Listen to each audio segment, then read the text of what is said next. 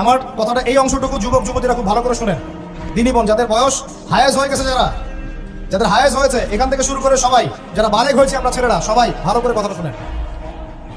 বাংলাদেশে পিছন থেকে একটা নতুন সমস্যা রাইজ করতেছে।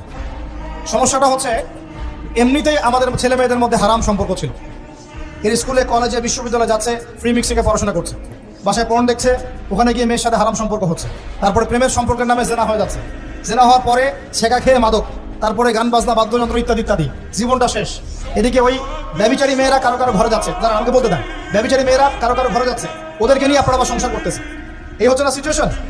একজনের 5টা গার্লফ্রেন্ড, একজনের 4টা গার্লফ্রেন্ড, আরেকজনের 3টা বয়ফ্রেন্ড, 4টা বয়ফ্রেন্ড, এই ধাপগুলো পার হয়ে এরা সংসারের জীবনে আসতেছে যখন বয়স হয়ে যাচ্ছে 25-30। সমস্যা কিন্তু এটা ম্যাক্সিমাম সবার ক্ষেত্রে হচ্ছে বলবো না, অনেক একটা বড় অংশ এই সমস্যা ফেস করতেছে। এর মধ্যে এই ফ্রি